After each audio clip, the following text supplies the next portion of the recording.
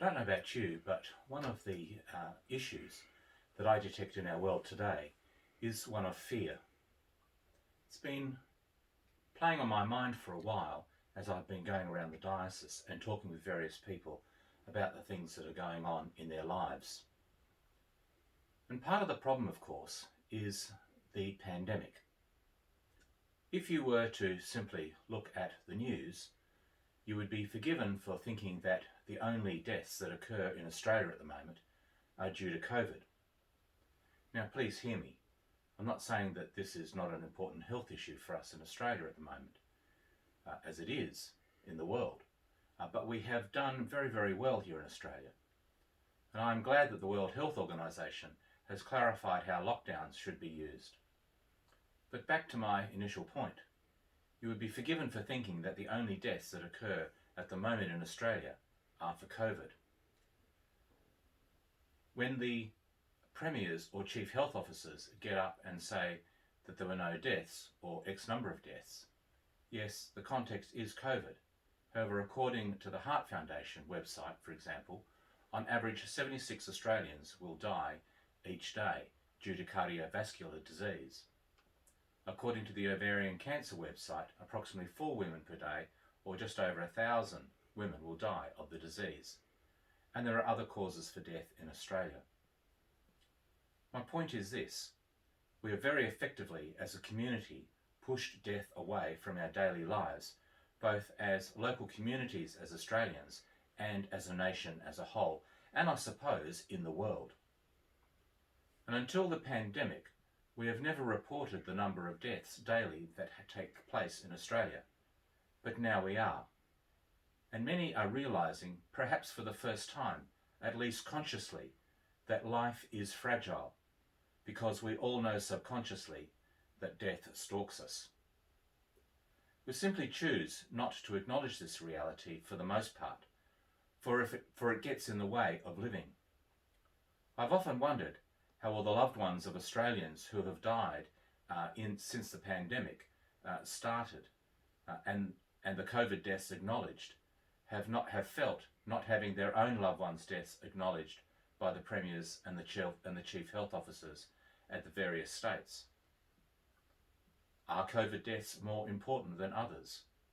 If it is simply to let us know what progress is being made, wouldn't that apply in other deaths as well, to let us know how we're faring with those diseases? So as I said before, death stalks us, and it is out there.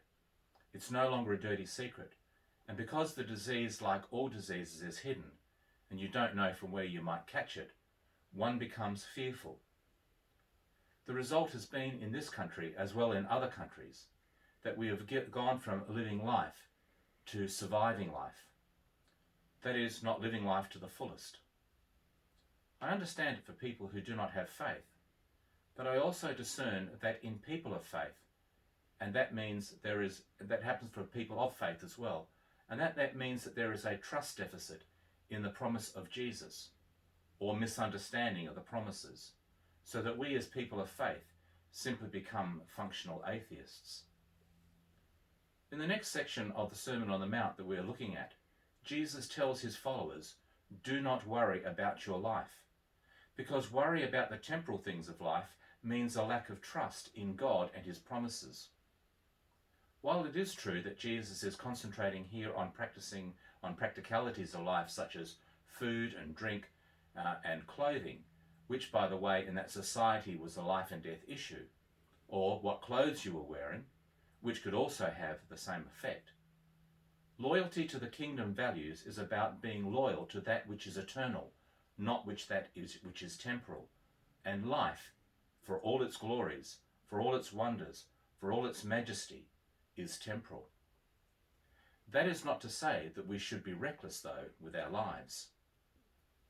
I'm not saying that, but neither are we to be so frightened of something like death that we cease living just so that we can exist. For existence is not living. I quite like my life. I love my wife. I love my children, my relatives, my vocation as bishop. I love my friends, even those who barrack for the wrong football team. I love my Navy mates, but I am in no way eager for this life to end with my death. My life is so full of blessings that I cannot help but be grateful to God for all that I have been given by him. I can honestly say that I have confidence that God will deal faithfully with me when my life ends. Life is not benign. Life is not without risk. And we have become a society lately so risk averse that sometimes we forget to live our lives and to live it to the full. I'm reminded here at the encounter between Jesus and Mary at the tomb of Lazarus. Mary, you may recall, was the one who gives Jesus the absolute rounds of the kitchen for being late to her brother and not around to heal her brother. This is the sister who then rounded on Jesus because Martha was sitting at his feet, listening to his teaching, rather than helping in the kitchen. Jesus at the tomb says to her, "Your brother will rise." Another way of interpreting this is Jesus almost rebuking Mary. What are you worried about, Mary? This is only death, and death is not eternal for those who belong to God. Jesus also once said, "Whoever seeks to save their life will lose it, and whoever loses their life for my sake will save it." On Friday night, I went to a dinner to hear about a very innovative mission initiative. Part of the presentation was to highlight the work of a priest, Charles Lauder, who founded the Society of the Sacred Cross. In the slums of London during the cholera epidemic, he and others threw caution to the wind when all the health professionals had left the area and the people in the slum area to their own devices, ostensibly really to die. And they carried the cholera patients, mainly children, themselves to the Harley Street clinics, earning the admiration and the trust of the residents of the slums in the face of the impending death or the potential death due to them contracting cholera. And the church, as a result of that action of love and compassion to the poor and to the destitute, earned the church great kudos, and it thrived. For the people then knew something about the love of God. It took Christians to shake off the fear of the unknown, in this case cholera, and of its potential result, death, to help others, that they might live. And they could only do this by having an unfettered trust in God and his purposes for their lives and for the people they sought to serve. Sure, some of them might die as a result of being exposed to people who had contracted cholera. But as Jesus reminded Mary, and therefore us, it's only death. As Christians, and I include myself in this, we need to be much more trusting of God and not of ourselves or of the world which we have created for ourselves and put our faith and trust in. Coupled with this need, we need to have faith and trust in the resurrection. I'm not sure we do. I get that because this life is all that there is, and we have known. Fear of the unknown is therefore not unexpected. But fear is not the ultimate problem. The ultimate problem is when we allow that fear to stop us from being functional. I remember in the series The Band of Brothers, the series on Easy Company, the American 801st, I think it was, who fought in every major battle in World War II, from D-Day to the conclusion of that war. Their commanding officer made the comment that everyone had fear, and what they had to do was channel that fear so that they could still function as soldiers, even though death might come to any one of them at any time. In my Navy days, the service I served in, submarines, friends of mine died, and at least two situations the submarine I was on was in a life and death situation. Was I afraid? You betcha. But I still had to function, lest others would also die, including myself. I know that my faith and my trust in God at that time and in his promises were instrumental in helping me through those times. One of the ways I did that, and I think this is something that what Jesus is calling us to do here, is not to focus on ourselves, but to focus on others around us and their needs. This is what Charles Lauder did in the cholera epidemic in the early 1800s. He and those who served with him were not concerned for themselves, but for those around them. They threw caution to the wind, not because they had a death wish, but because they had a love for God's people and trusted that God would deal graciously and faithfully with them. They lived their life, and he lived it to the full.